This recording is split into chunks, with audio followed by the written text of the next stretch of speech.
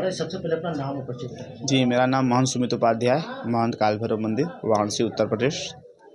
महाराज जी, जो अघोरी होते हैं, अघोरी बनने के लिए सबसे पहले कहाँ से शुरुआत होती है, उसके बारे में बताइए। देखिए, सबसे पहले अघोरी बनने के लिए तो सबसे पहले ईश्वर की प्रेरणा आती है कि आप अब सामाजिक जीवन से आप मुक्त होकर केवल ईश्वर में विलीन हो जाइए। और जब ईश्वर में जब विलीन होते हैं तो बनते हैं फिर अघोरी।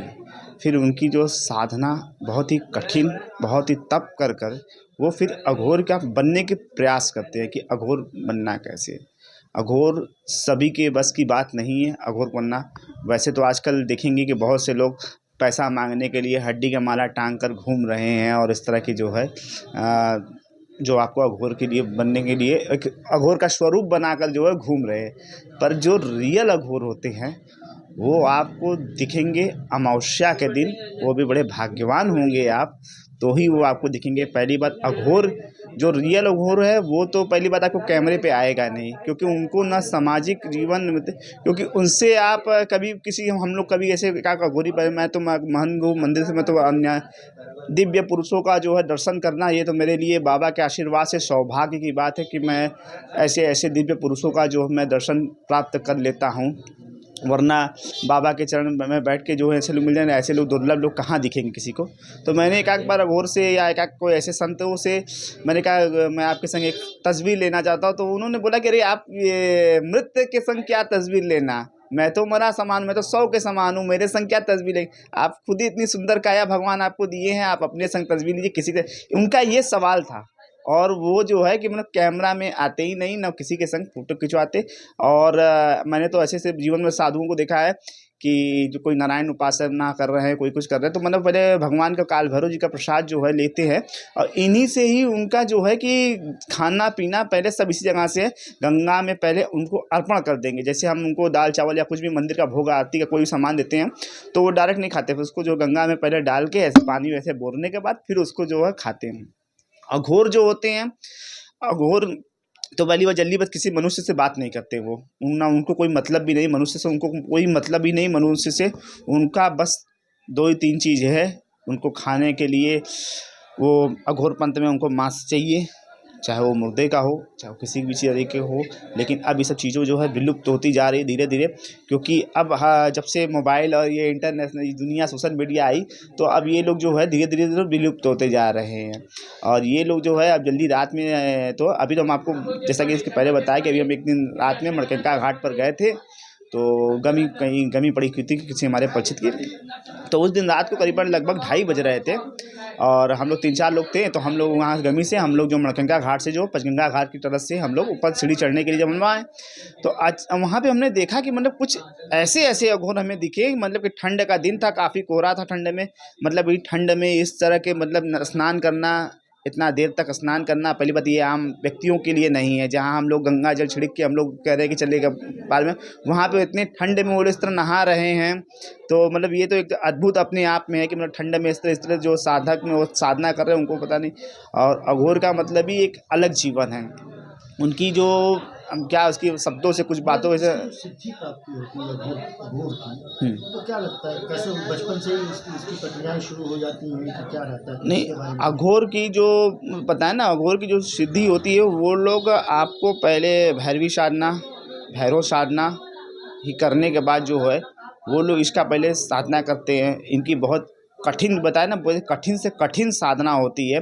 ये लोग लोटे के पानी रख के पूरी जो है प्रेतों को वश में करना, क्योंकि आपको ये प्रेत परेशान करते हैं। तो जैसे कि तो ये लोग पूरे प्रेतों पे तो खुद ही ये लोग हावी होते हैं। ये लोग पूरे प्रेत को तो खुद ही मालिक बन जाते हैं। और पूरे प्रेतों के स्वामी हमारे काल भैरव, तो इसलिए यहाँ पे काल भैरव में तो उनको आने आना है, क्योंकि गुरु तो हमारे सब प्रेतों के यही हैं।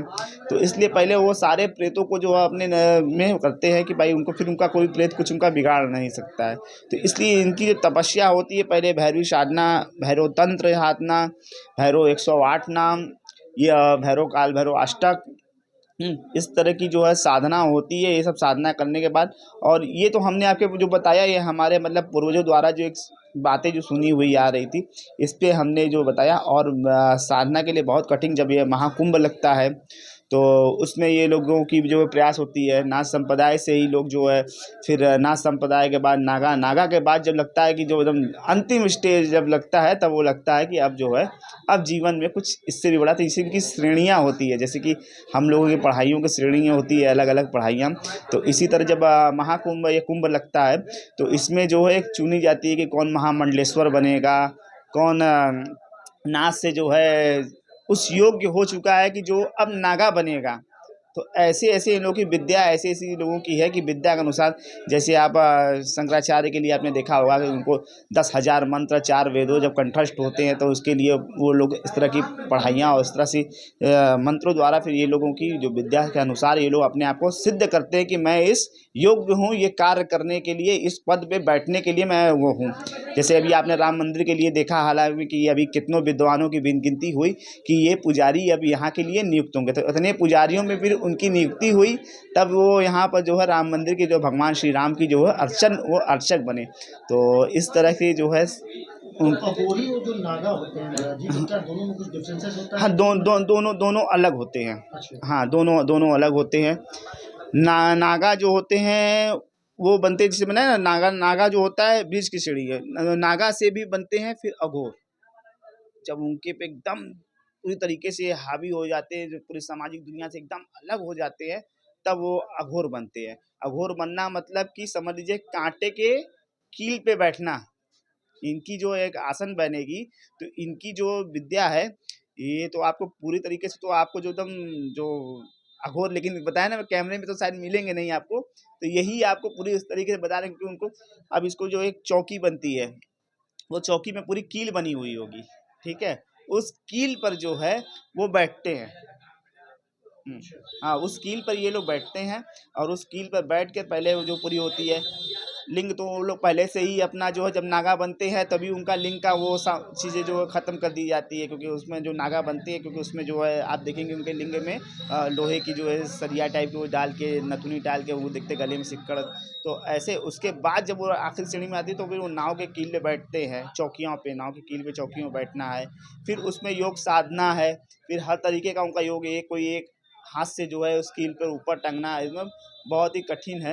अब जितना हमने देखा है, जो मुझे जानकारी है मैं बता देता हूँ। अब उसके अलावा अच्छा, अघोरियों को कहा जाता है कि ये 100 साधना करते हैं और बहुत सी चीजें उनके अंदर रहती हैं, कर लेते हैं, और अमावस्या के दिन ही ये लोग मिलते हैं, ऐसा हाँ, है?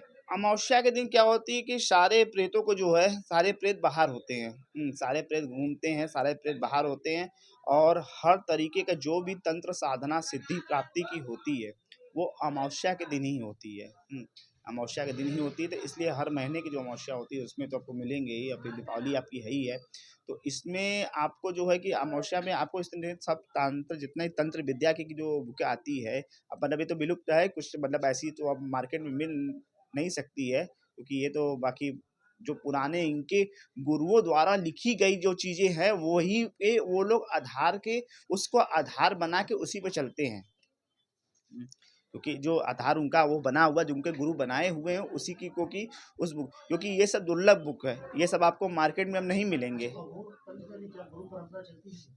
अघोर प्रवणता में चलती है, बिल्कुल बिल्कुल चलती है, अघोर प्रवणता में चलती है, क्योंकि अघोर जो होता है वो, अघोर जब लास्ट श्रेणी में आते हैं, तो वो अपनी विद्या जो है किसी न किसी को देते हैं। जैसे, तो अब हमारे क्या देखिए, जब पहले हमारे काल भैरव मंदिर में, जैसे कि आप तो मैंने ऐसे लोग बचे बचे नहीं हैं, तो पहले हमारे क्या होता है कि कुत्ता झाड़ना, सांप का काटना, कुत्ता मतलब वो हर एक चीज़ की जो है दवा, जिस रंग का आपको कुत्ता काटता था, लोग मतलब झाड़ते तो मट्टी तोड़ के जो है दिखाते, देखे कि लाल कुत्ता काटा है, काला कुत्ता काटा है। तो इस तरह अब ये सब चीज़ें विलुप्त होते जा रही दिन प्रतिदिन। महाराज जी, आखिरी सवाल है कि असली अघोरी और नकली अघोरी के बात हम लोग के बीच में हुई है, तो क्या उनकी पहचान कैसे कर सकता है एक आदमी? क्या देख होता है? देखिए, पहला चीज़ तो असली अघोरी नकली अघोरी में, असली अघोरी पहली बात, वो इंसानों से कोई मतलब नहीं रखते, उनका इंसान से कोई मतलब नहीं, इंसान से इतना ही मतलब है कि बस उनका मांस मुर्दा रहता है, तो उसको खाने से मतलब रखते हैं वो। हाँ, तो वो मांस खाने से मतलब रखते हैं, और उनको इंसानों से ना उनसे पैसा चाहिए, ना उन्हें कुछ चाहिए।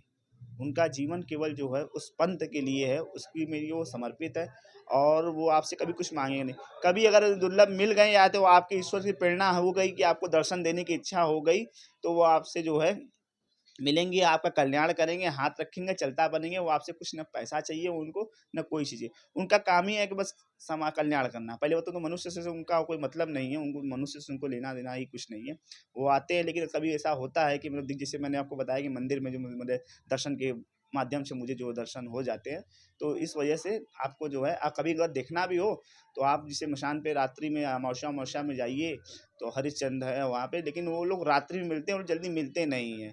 कुछ लोग ऐसे हैं कि आप पूछेंगे तो वो कैमरा पे बात नहीं करेंगे, क्योंकि वो अपने साधना में आते हैं, पूजा करते हैं, पूजा करके वहाँ विलुप्त हो जाएंगे, वो कभी नहीं आपको दिखेंगे। ये जो मंडवाल वगैरह पहन के और तमाम लोग इस तरीके के लोग दिखते हैं, उनके बारे में क्या है? ये वही जीवन उपार्जन कर रहे हैं, दर्शनार्थियों को जीवन उपार्जन कर रहे हैं। कोई नींबू पानी निकाल दे रहा है, कोई कुछ निकाल दे रहा है। तो बस ये लोग जो है कि ये नहीं लोग बताते हैं कि अघोरी आज भी हैं। बस यही हम कहेंगे कि अघोरी का स्वरूप बन के, जैसे कि आप देखेंगे बहुत जगह देखेंगे राधा कृष्ण महादेव जी का स्वरूप बना के लोग घूमते थे, मतलब ऐसा है कि मतलब ये लोग बताते हैं कि ये लोग, तो इसी तरह अघोरी भी है कि ऐसे मुंडमाला हड्डियाँ और सर्फ वगैरह पहन के घूम रहे हैं। यही लोग बताते हैं कि अभी भी ये लोग हैं। अब यही कह सकते हैं, इससे ज़्यादा हम इनके बारे में नहीं जान सकते।